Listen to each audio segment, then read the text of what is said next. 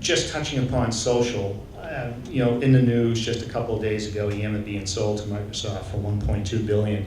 Is that the beginning of a new phase where now social is entering into the business place? It's social in business as opposed to social, with consumers?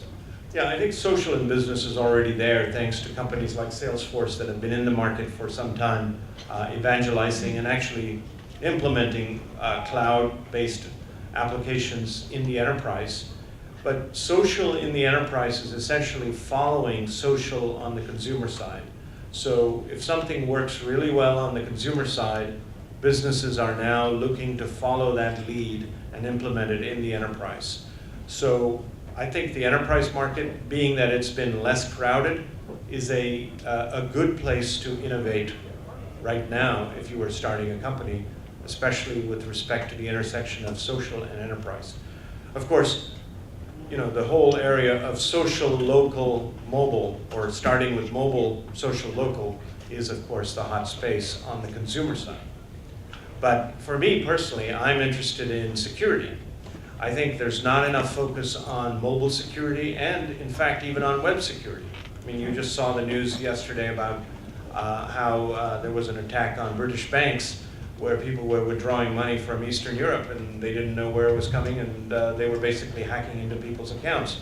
And most people do web-based banking these days, so if money gets drawn out of your account and it wasn't you, you have to worry.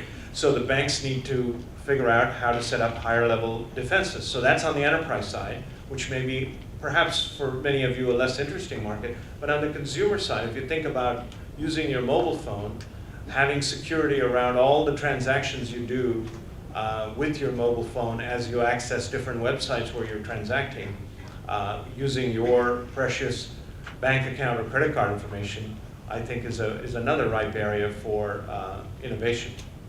Ram, another topic. It seems like New York is probably, has been a couple generations behind Silicon Valley in terms of venture, and that's particularly true with angel investment. If someone were to have asked me 5 years ago, I want to start a company, what's the angel environment like in New York City, I would have said dismal. Yet it's been extremely hot over the last couple of years. The University of New Hampshire Center for Venture Research came out with the statistics where they accounted for over 300,000 angel investors that last year invested, I think it was $23 billion in over 60,000 companies. A factor 20 times what is in the institutional. The number of companies that get funded institutionally. How is that impact, when you have the convergence of capital efficiency with a larger angel network, what does that do vis-a-vis the venture investors? Are they being left out of some deals? And what does that mean for entrepreneurs looking for funding? Well, first of all, I think angels are here to stay, and it's good for the ecosystem that they're there because many of them are successful entrepreneurs. So they've actually built businesses. Like this guy right here. Well, so they've built businesses, and therefore it's a good thing. They know what they're talking about. The other thing is because they exist, they're willing to take a lot of the early stage risk, which a lot of VCs are perhaps less willing or able to take because they have to deploy larger amounts of capital. And many of the VCs have moved upstream to become asset management firms where they've raised large amounts of capital. So they almost look like a cross between a VC firm and a PE firm. And I could name names, but I think you could look up the filings and see anybody that's raised more than billion or more dollars in the last 12 months qualifies to be in that space, because most companies, if you take too much money, that could be a problem because you will end up spending it on Herman Miller chairs rather than on figuring out how to keep your cost of customer acquisition low.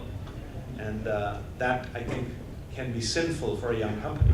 So I would say that while the VCs continue to play a very, very important and useful role in terms of growth capital, the early stage capital needs are largely now coming from the angel network, which, because there's been a continuous supply of new public companies, has not gone away, but in fact has grown.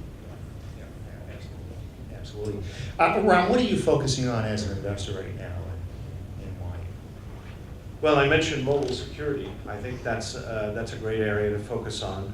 I think the whole area of vertical commerce applications in vertical spaces is very interesting. And the intersection of e-commerce and social is very interesting. Things like Pinterest, but also things like StumbleUpon and others that are doing discovery. So if you don't know what you're searching for when you're online, then you're going to use discovery, because there's a lot more social content available. And if you're not sure, then you discover based on what your friends are informing you are interesting things to look at, whether it's restaurant choices, whether it's photographs, whether it's places to travel, etc. Another area that I think is interesting is clearly the whole area of mobile apps.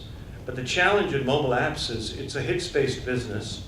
The entry point for the user is not the browser, but the app on the mobile phone.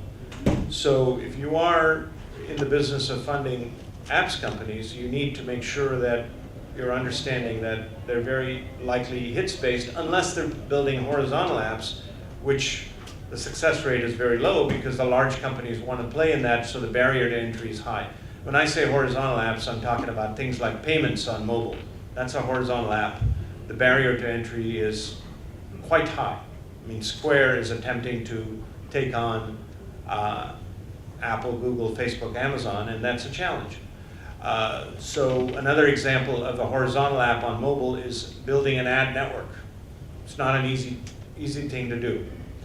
So, but the apps business, which is let me produce a great hit game, or let me do something that's uniquely interesting for the user, which, you know, I think the previous speaker here was talking about augmented reality. That's an example of something you could do. AR, VR, and so forth are interesting applications possible because of the combination of the camera, the GPS, tying all of that together, being location aware gets you a whole new range of interesting apps that you could do that could be useful to the user.